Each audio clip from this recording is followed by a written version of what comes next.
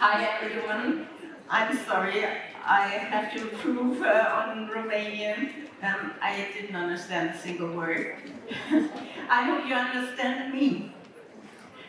Before we are going to talk about coffee, let me introduce the brand Melita, and let me introduce myself first. So, who is Melita?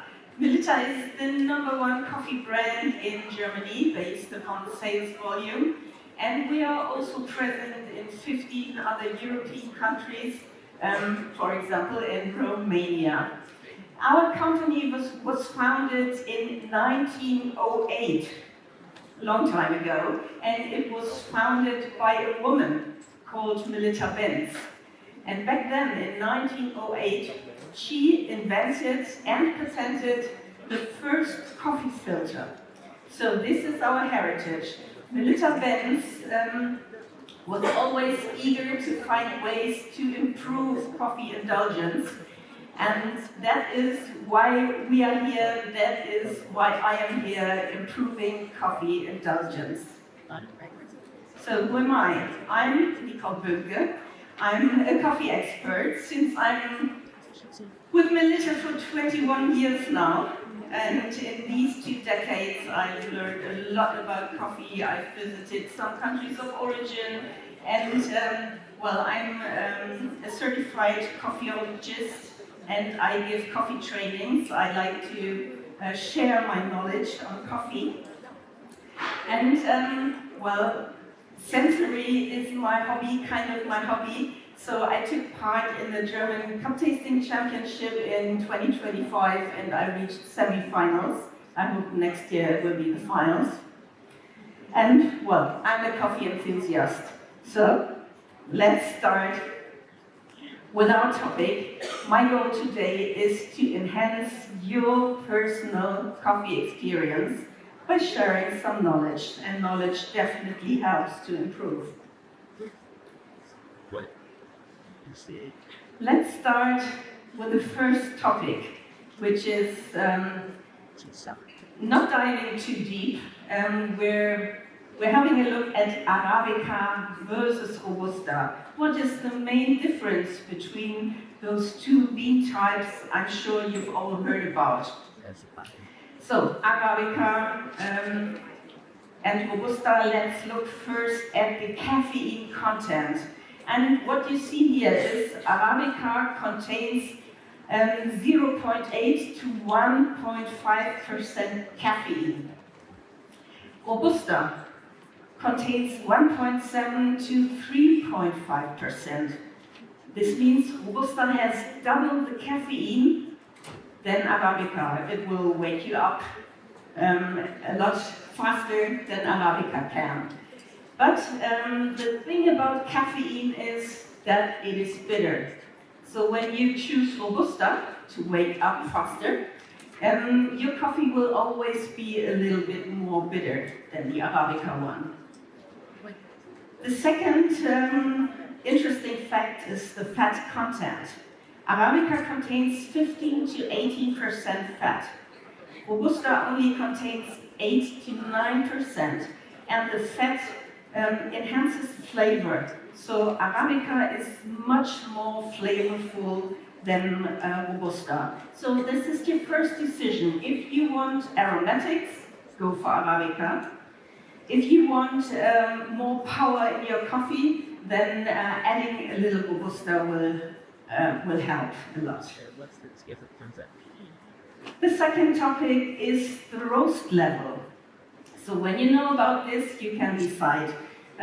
Basically, we decide between 3 levels, which is a light roast, a medium roast, and a dark roast. The light roast you will see in a light brown color of the beans, and this light roast has little bitterness. It has a little bit more acidity, because acidity gets lower during the roasting process. The longer the process, the less acidity. So with a light roast, we can enhance the fruity aroma the coffee has. And a light roast will be perfect for filter coffee. The second, the medium roast, has a very nice brown color and the medium roast guarantees a balanced taste. You have acidity as well as sweetness, as well as a little bitterness, so you have all of that. The acidity is lower than with a light roast, and we have fruity or even chocolatey aromas. So the medium roast will be perfect for a Kaffeecrema. And then we have the dark roast. You can see a very dark brown color, and we have much more roasting notes in this kind of roasting. And it also has more bitterness. It also has more body and is stronger. And most of the dark roasts taste like nuts, different nuts, or also chocolatey. And the dark roast for sure is perfect for espresso. So this would be the second decision. And then, to be also very basic, the method of preparation. Well, I've seen a lot of you raising their hands when I think the topic was about coffee. And I don't know if everyone has found the preparation method that really suits their taste. So we basically differentiate between three preparation methods. Starting in the middle, it is the filtration. You know that from pour-over or from filter coffee machines. And this one produces a wide variety of flavors. It is very aromatic. And due to the filter, it has a very clean taste, and it will be a very clear coffee. If you like your coffee aromatic, but a little bit more oily and a little bit more sedimenty, the immersion brew, like with a French press, will be your go-to. And the third is the pressure brewing. You also know that from portafilter as well as fully automated machines. That produces a coffee with crema, which is oily, sedimenty. It has a more intense mouthfeel, and it is much more concentrated and has more body. So if you know what you like in coffee, you can decide which method of preparation will be best for you. After looking into these basics, we're diving a little bit deeper into the topic. The dose of coffee has a lot of impact on the flavor in the cup. In general, you can say 6 to 10 grams per 100 milliliters of coffee is a good range, but it's really a big range. Imagine you brew 1 liter of coffee, so you need 60 or 100 grams of coffee. That's a huge difference. When I'm preparing a new coffee that I didn't know before, I'm always starting with 6 grams. And if the coffee is too thin and too flat, next time I will choose a higher dose, like 7 grams or 8 grams. So this is very easy to try, and well, maybe that leads to a very good cup. Also, the grind size has a lot of impact on the taste of your cup. With a new coffee, I'm always starting with a medium grind size. And if the coffee then tastes too flat, I'm going for a finer grind size that will, the coffee will take more time. The water needs more time to go through the coffee, and there will be more flavor, it will be more intense, it will be also maybe a little bit more bitter or a little bit more sour. But when you know your coffee is too flat, try the finer grind size. And if your coffee is too strong, just try a coarser grind size. So then the water will flow more fast, and the cup will not be as strong as before. A topic that is often overlooked when preparing coffee is the water. Coffee contains 98% of water. So if you use bad water, you will have bad coffee. You can't change that. So maybe if you have bad coffee, change the water. If you're not sure about the quality of the tap water, maybe use filtered water, or you can even use bottled water, which I always do when I do a tasting in a city that I don't know the water quality. I always use bottled water. So this might have a huge impact on the taste of your coffee. And here we have a little sensory hack. You know, sensory is my hobby. So I've brought some cups for you. We're looking at the bottom line first, the white cups. The first white cup is a very straight one. And if you use that straight one, it will result in a very balanced cup. It's kind of neutral. You can go for it with every coffee.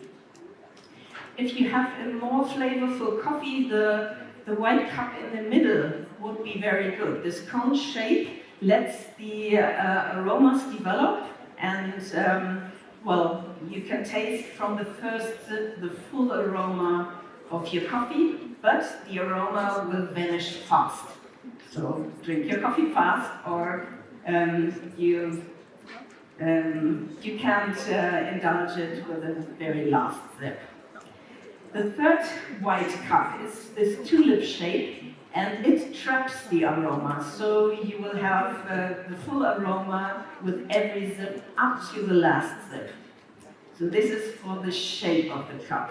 Above you see different colors, and this is a very nice fact. Your brain drinks your coffee a lot faster than your tongue does. When your brain sees the cup, it perceives the aroma. So if you have this pink cup, your brain will think, that coffee is going to taste fruity.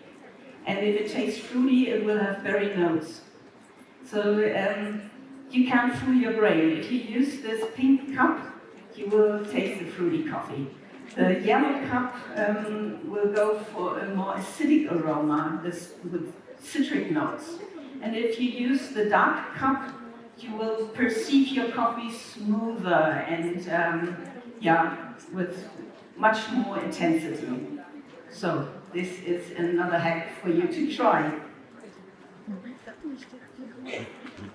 And my last tip for today is coffee freshness and how to store coffee. Coffee has more aroma compounds than wine. It has more than 800 aroma compounds. And those will vanish very quickly when in contact with oxygen. So oxygen is the enemy of your coffee.